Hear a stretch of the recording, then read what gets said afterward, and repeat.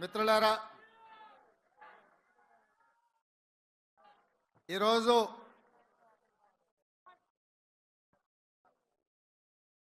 గాంధీ భవన్లో శ్రీమతి సోనియా గాంధీ గారి ఆశీర్వాదంతో శ్రీ మల్లికార్జున్ ఖర్గే గారు మిత్రుడు, శాసన మండలి సభ్యుడు, కాంగ్రెస్ పార్టీ తెలంగాణ కార్యనిర్వాహక అధ్యక్షుడిగా పనిచేసిన సోదరుడు మహేష్ కుమార్ గౌడ్ గారిని తెలంగాణ రాష్ట్ర కాంగ్రెస్ పార్టీ అధ్యక్షుడిగా రాహుల్ గాంధీ గారి మద్దతుతో నియమించి ఈరోజు వారు పదవి బాధ్యతలు చేపట్టి శ్రీమతి సోనియా గాంధీ గారు, శ్రీ మల్లికార్జున్ ఖర్గే గారు, శ్రీ రాహుల్ గాంధీ గారు ఏ నమ్మకం విశ్వాసం వారి మీద పెట్టుకున్నారో ఆ నమ్మకం విశ్వాసాన్ని కొనసాగించడానికి ఈరోజు రాష్ట్ర శాఖ అధ్యక్షులుగా వారు బాధ్యత చేపట్టడం మనందరికీ ఎంతో ఆనందం, సంతోషకరమైన సందర్భం అని చెప్పి ఈ సందర్భంగా నేను తెలియజేయదలుచుకున్నా. ఈ కార్యక్రమంలో ఏఐసిసి ఇన్ఛార్జ్ దీపాదాస్ మున్షి గారు, ఏఐసిసి సెక్రటరీలు, సహచర మంత్రివర్గ సభ్యులు, పార్లమెంట్ సభ్యులు, శాసన మండలి సభ్యులు, శాసన సభ్యులు, వివిధ కార్పొరేషన్లకు సంబంధించిన చైర్మన్లు, రాష్ట్ర కాంగ్రెస్ పార్టీలో వివిధ హోదాలలో ఉన్న నాయకులు, జిల్లా పార్టీ అధ్యక్షులు, మండల పార్టీ అధ్యక్షులు, ప్రాణ సమానులైన కాంగ్రెస్ పార్టీ వేలాది మంది కార్యకర్తలు ఈ కార్యక్రమంలో పాల్గొని మేమందరం నూతనంగా బాధ్యత చేపట్టిన మహేష్ కుమార్ గౌడ్ గారికి అండగా నిలబడతామని విచ్చేసినందుకు మిమ్మల్ని అందరినీ మనస్ఫూర్తిగా నేను అభినందిస్తున్నా, సాదరంగా ఆహ్వానిస్తున్న మిత్రులారా, మీకందరికీ తెలుసు శ్రీమతి సోనియా గాంధీ గారు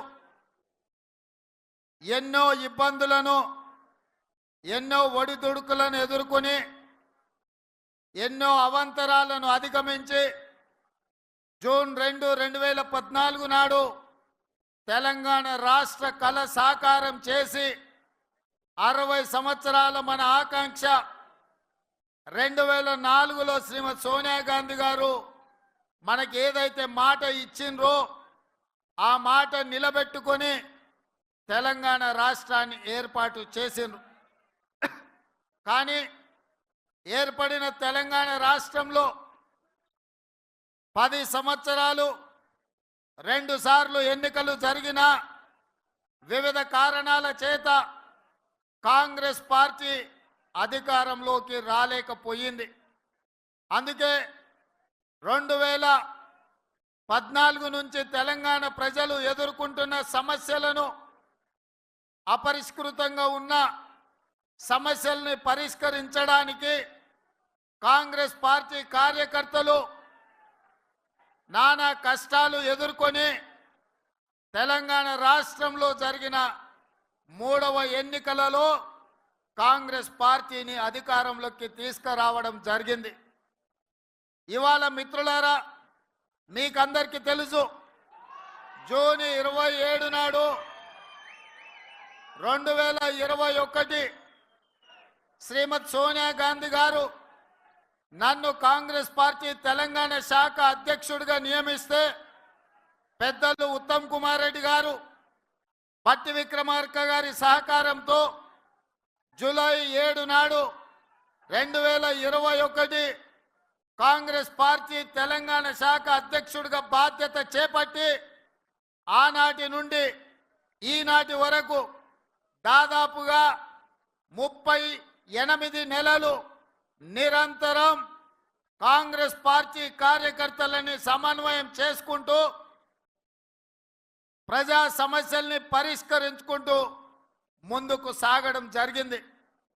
ఇవాళ మిత్రులారా, నేను జూలై 7, 2021 బాధ్యత చేపట్టిన తర్వాత అందరితో చర్చించి మొట్టమొదటి కార్యక్రమం దళిత గిరిజన దండోరా అని ఇంద్రవల్లి నుంచి ఆదిలాబాద్ నుంచి సమర శంఖం పూరించి ఆనాటి నుంచి వెనక్కి తిరిగి చూడకుండా లక్షలాది మంది కాంగ్రెస్ పార్టీ కార్యకర్తల్ని సమన్వయం చేసుకొని ముందుకు నడిపించి తెలంగాణ రాష్ట్రంలో డిసెంబర్ 3, 2023 నాడు ప్రజాపాలన ఇందిరమ్మ రాజ్యం తీసుకురావడం జరిగింది. ఇంద్రవెల్లిలో పూరించిన సమర శంఖం, వరంగల్లులో రైతు సంఘర్షణ సభను పెట్టి రైతు డిక్లరేషన్ చేయడం ద్వారా తెలంగాణ రాష్ట్ర లక్షలాది రైతాంగానికి 2 లక్షల రూపాయల రుణమాఫీ చేస్తామని చెప్పి ఆనాడు రాహుల్ గాంధీ గారు మాట ఇవ్వడం జరిగింది. కాంగ్రెస్ పార్టీ, గాంధీ కుటుంబం మాట ఇస్తే మాట తప్పని మడమ తిప్పని నాయకత్వ లక్షణాలు కలిగిన గాంధీ కుటుంబం రాహుల్ గాంధీ గారు ఇచ్చిన మాట మేరకు ఈ సంవత్సరం ప్రభుత్వం ఏర్పడిన 6 నెలలలోపే 2 లక్షల రూపాయల రుణమాఫీ చేసి 18,000 కోట్ల రూపాయలు 23 లక్షల రైతుల ఖాతాలో వేసి వ్యవసాయం దండుగ కాదు, వ్యవసాయం పండుగ అని ఇందిరమ్మ రాజ్యంలో మనము నిరూపించినాం. ఇది కాంగ్రెస్ పార్టీ నిబద్ధత.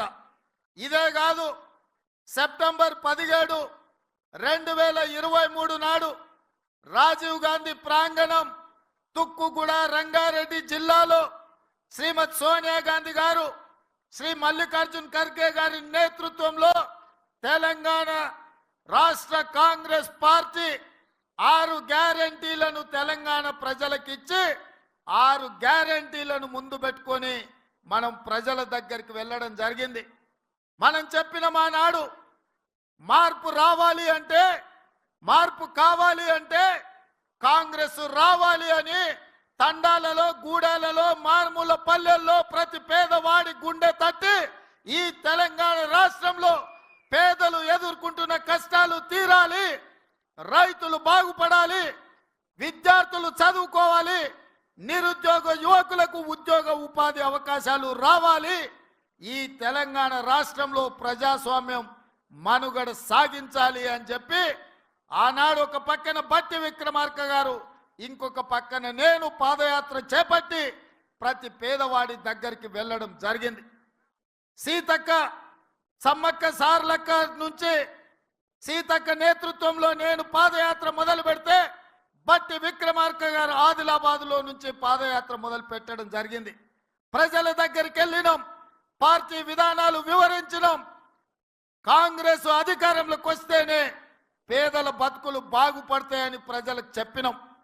ప్రజలు విశ్వసించిండ్రు, 6 గ్యారెంటీలను నమ్మిండ్రు.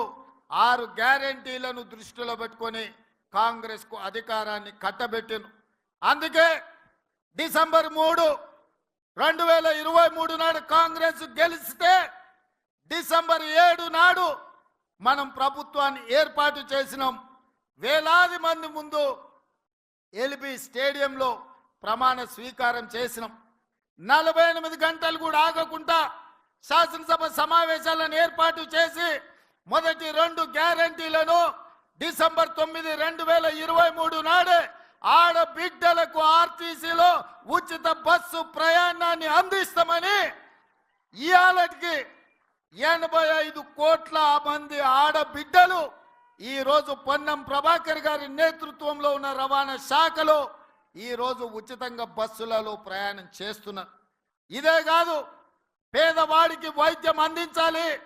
సర్కారు దవాఖానకు పోతే మళ్ళీ వస్తాడో రాడో అనే అనుమానం ఉన్న రోజుల్లో యూపీఏ 1 శ్రీ వైఎస్ రాజశేఖర రెడ్డి గారి నేతృత్వంలో రాజీవ్ ఆరోగ్యశ్రీ 2 లక్షల రూపాయలు ఉచిత వైద్యాన్ని పేదలకు అందించాలని ఆనాడు రాజీవ్ ఆరోగ్యశ్రీ పథకాన్ని మొదలు పెడితే చంద్రశేఖరరావు వచ్చిన తర్వాత కాంగ్రెస్ పార్టీకి పేరు వస్తుంది, రాజీవ్ గాంధీ పేరును పేదలు తలుచుకుంటారని కుట్రతోని రాజీవ్ ఆరోగ్యశ్రీని నీరు గార్చడం జరిగింది.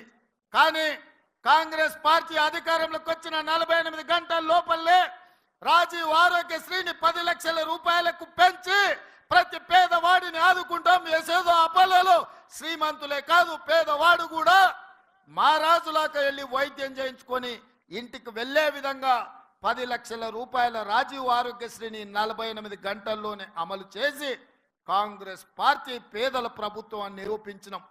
ఇదే కాదు, వ్యవసాయానికి ఉచిత కరెంట్ ఇచ్చింది కాంగ్రెస్. ఆనాడు అదే ఎల్బీ స్టేడియంలో వైఎస్ రాజశేఖర రెడ్డి గారు ఉచిత కరెంటు కోసం సంతకం పెట్టిండు. ఆ స్ఫూర్తితో వ్యవసాయానికే కాదు, పేదవాళ్ళ ఇళ్లలో కాంతులు వెలగాలి, వాళ్ళ కళ్ళల్లో ఆనందం ఉండాలి అని ప్రతి పేదవాడి ఇంటికి ఉచిత కరెంటునిచ్చి 200 యూనిట్లు ఈనాడు లక్షలాది కుటుంబాలకు వాళ్ళ ఇళ్లలో ఉచితంగా కరెంట్ ఇచ్చినాం. ఇదే కాదు, మా ఆడబిడ్డలు కట్టెల పొయ్యితోని కష్టపడుతుంటే కన్నీళ్లతో కట్టెల పొయ్యి పొగ ఊపిరితిత్తులకు పోయి క్యాన్సర్ వచ్చి చచ్చిపోతుంటే సోనియమ్మ ఆడబిడ్డల్ని ఆదుకోవడానికి ఆనాడు దీపం పథకం ద్వారా సిలిండర్ గ్యాస్ పొయ్యి పేదలకు అందించింది. 400 రూపాయలకే ఆనాడు సిలిండర్ ఇచ్చింది. కానీ నరేంద్ర మోడీ చంద్రశేఖరరావు అధికారంలోకి వచ్చిన తర్వాత 400 సిలిండర్ 1200 రూపాయలు అయ్యింది. పాదయాత్రలో నా దృష్టికి ఆడబిడ్డలు అక్క చెల్లెళ్ళు సిలిండర్ ధర పెరిగిపోయింది, ఈ బండ మొయ్యలేకపోతున్నాం, సిలిండర్ అటకెక్కింది, కట్టెలు పోయి మళ్ళా మాకు తప్పని పరిస్థితి అని చెప్తే ఆనాడు మాట ఇచ్చినాం. 500 రూపాయలకి ఆడబిడ్డలకి ఇంటికి సిలిండర్ తెచ్చిస్తామని చెప్పినాం.